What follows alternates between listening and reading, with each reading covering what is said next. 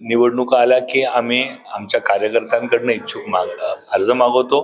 तशा समस्या बऱ्यापैकी आम्ही सॉल्व्ह करत आलेलो आहे, पण जसं नागरिकांची संख्या वाढतात तशा समस्या पण वाढत असतात. समाजात नेहमी आम्ही काम करत आलो. लोकांच्या जे मूलभूत गरजा असतात.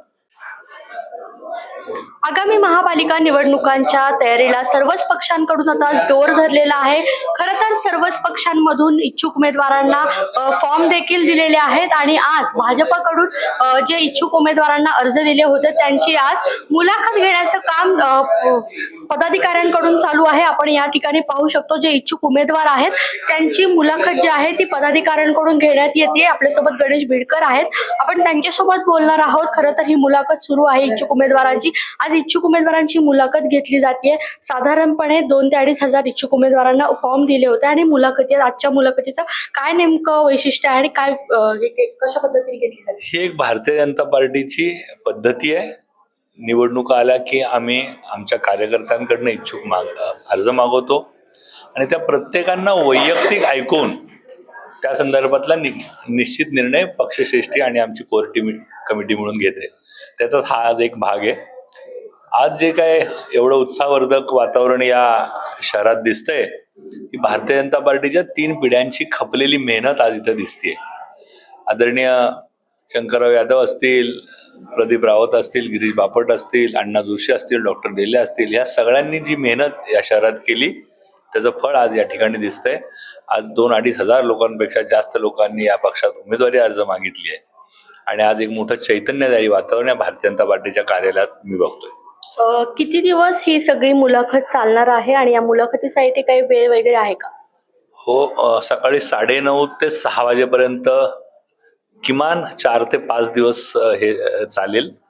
कारण भारतीय जनता पार्टी हा प्रत्येक कार्यकर्त्याला स्वतंत्र हेरिंग देऊन त्याचं म्हणणं ऐकून घेणार आहे. नक्कीच आपल्यासोबत जे इच्छुक उमेदवार आज या ठिकाणी मुलाखतीसाठी आलेले आहेत आपण त्यांच्यासोबत सुद्धा बोलणार आहोत.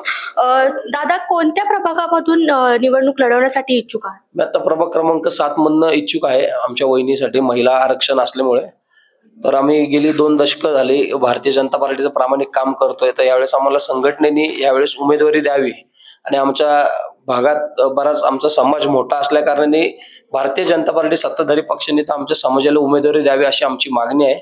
आणि मी गेली 20 वर्ष काम करत असल्याने आमचे आमदार सिद्धार्थ शिरोळे, पक्षश्रेष्ठी मुरलीधर अण्णा मोहोळ, धीरजजी घाटे, गणेशजी बिडकर साहेब हे सर्व आमचा निर्णय घेतील अशी आम्हाला अपेक्षा आहे. नक्कीच तुम्ही निवडणूक लढवणार आहात. काय नागरिकांच्या तुमच्या प्रभागातील काय नागरिकांच्या समस्या त्या सोडवण्यासाठी खरं तर पुढाकार घेतला आणि पुढे येतात? जे काय आता वहिनी आमच्या बरोबर सोबत नेहमी काम करतात, पण आज गेली संघटना मला माहिती आहे कारण मी लहानपणापासून इथे काम करतोय. समाजात नेहमी आम्ही काम करत आलो. लोकांच्या जे मूलभूत गरजा असतात, पाणी असेल, ड्रेनेज असेल, स्वच्छताचे प्रश्न असेल, तर आम्ही आमदार सिद्धार्थ शिरोळे यांच्या निधीतनं, विजय काळे असतील त्यांच्या निधीतनं, खासदार अनिल शिरोळे यांच्या निधीतनं मी गेली कित्येक वर्ष झालं त्यांच्या निधीतनं काम करत आलोय. लोकांची जी प्रश्न असतात ते मार्गी लावण्याचा मी प्रयत्न केलाय. आज बऱ्यापैकी मी गोकुलनगर भागात प्रभाग क्रमांक 7 गोकुलनगर, वाडरवाडी, रामोशीवाडी ह्या परिसरात मी आमदारांच्या माध्यमातून 3 ते 4 कोटी रुपयाची कामांचा विकास निधी आणून तिथं काम केलेलं आहे. तर पक्षश्रेष्ठी आणि आमदार मला यावेळेस न्याय देतील अशी मला अपेक्षा आहे. नक्कीच आपण बघतोय या ठिकाणी भाजप कार्यालयामध्ये खरं तर अनेक इच्छुक उमेदवार आहेत. त्यांची देखील मोठ्या संख्येने गर्दी झालेली आपल्याला पाहायला मिळते. मुलाखती ज्या आहेत त्या घेण्यात येणार आहेत. खरं तर आपण या ठिकाणी पाहू शकतो आता आपल्यासोबत काही इच्छुक उमेदवार देखील आहेत. नक्कीच आपण बघतोय खरं तर आज मुलाखतीसाठी या ठिकाणी आलेले आहात. कोणत्या प्रभागामधून ही निवडणूक लढवायची? प्रभाग क्रमांक 7 गोकुलनगर, वाकडेवाडी. नक्कीच काही अजून इच्छुक उमेदवार देखील आपल्यासोबत आहेत. आपण त्यांच्याकडून जाणून घेणार आहोत. ताई, कोणत्या प्रभागामधून ही निवडणूक लढवणार आहात आणि आज खरं तर मुलाखतीसाठी तुम्ही आलेले आहात? मी प्रभाग क्रमांक 7. काय नागरिकांच्या समस्या आहेत प्रभाग क्रमांक 7 साठी आज खरं तर इच्छुक आहात तुम्ही या प्रभाग क्रमांक 7? हो, इच्छुक आहे.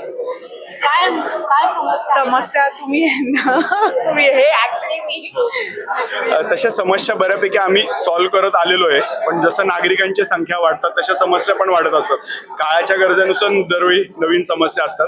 तर आम्हाला गेल्या 7-8 वर्षामध्ये जेवढ्या समस्यांवर निराकरण करता आलं तेवढ्याचं केलं. नव्याने जे येतील त्यालाही आम्ही पॉझिटिव्हली फेस करून नक्की करूया. नक्कीच आपण बघतो या भाजप कार्यालयामध्ये खरं तर 2,000 ते 2,500 उमेदवारांना अर्ज देण्यात आले होते आणि याच इच्छुक उमेदवारांची आज मुलाखती देखील पदाधिकाऱ्यांकडून घेण्यात येते. प्रत्येक जण खरं तर एका आशेने या ठिकाणी आलेला आहे आणि प्रत्येकालाच आशा आहे आपल्या प्रभागातील नागरिकांच्या समस्या सोडवायच्या आणि आपला प्रभाग एकदम स्वच्छ असं सुंदर असं बनवायचा अशा प्रत्येकाचीच इच्छा आहे. त्यामुळे आता पक्षश्रेष्ठी काय निर्णय घेणार हे देखील पाहणं तितकंच महत्त्वाचं असणार आहे. प्रियंका परदेशी, story.com पुणे.